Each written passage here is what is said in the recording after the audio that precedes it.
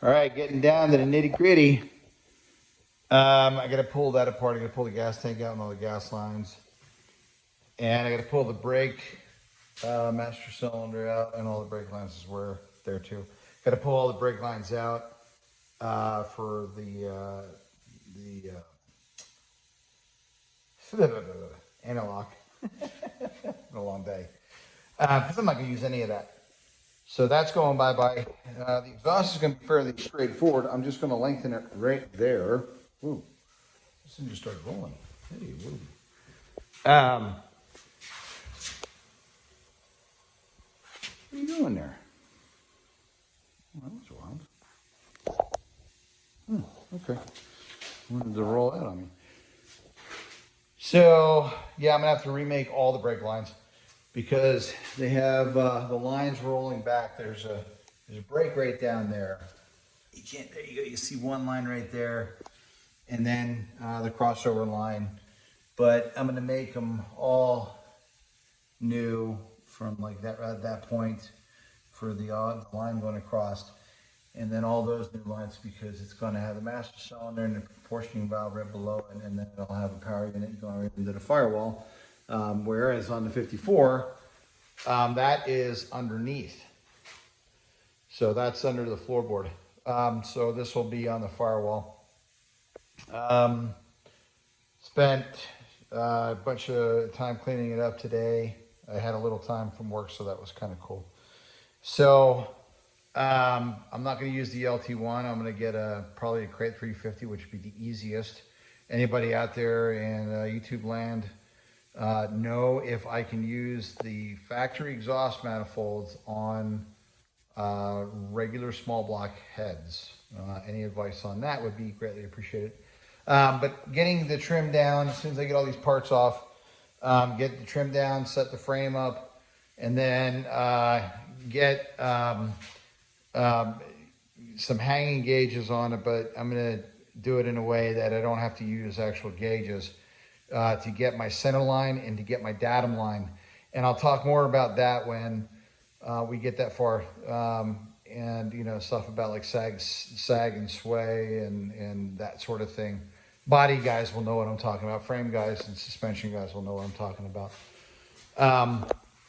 But yeah, I'll have to get it set up first, then hang some hanging gauges on it, and then before I do any cutting, and then I'm going to support across here to there on both sides before I cut the rail. That way it doesn't spring apart or spring in because there's always a little tension. The rails are under. When you cut them, they will move a little bit one way or the other, and you don't really want that. So, and then I got my frame sections. Like that's my frame section for the right side. Here's my frame section for the left side. You got those all cut off. What I got to do is I got to trim them down to 18 or 19 inches, I believe. I got to check my measurements. So 19 inches, I got to stretch the frame to fit up underneath the 54 for the right wheelbase. And I got extra material to make sleeves, you know, for the frame sections. So they're going to be sleeved, and then the frame sections will go over that and get welded solid. And then I got some thick wall box steel that I'm going to throw in there just for added support inside the frame rail. So it'll be strong. And, you know, I just want to make sure that it will withstand daily use and impact. You know, I just want to make sure that whatever you do structurally will, you know, impact in the same way that the factory had planned. And since you're lengthening the frame on this Corvette frame, you want to make sure that it'll, you know, things like twist when you know, when you're driving, that kind of thing. You want to make sure that the frame's strong enough to handle that. So, but anyway, we're making some headway, but yeah, I mean, that's just going to look good. It's just going to look good when it's all cleaned up and those A-arms and everything are polished. Steering arms or the steering shaft will be polished. The rear suspension will be polished up. So I got to send it out and get it polished. The housing, I don't think I can polish that, but definitely the bat wing and the half shafts and probably the knuckles down there and the dog bones. and I'm not sure about keeping this aft frame yet. I haven't decided. So right now we're still in the R&D section of the build. We're just seeing what will work, what we got to do to achieve what will work.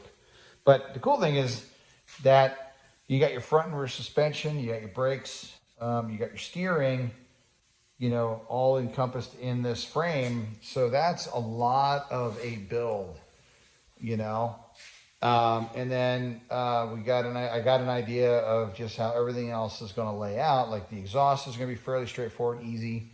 It's half there, the other half is down there. So it's not going to be bad. I mean, it'll be a fairly straightforward build, So I'm looking forward to getting the frame stretched and getting the body set on it.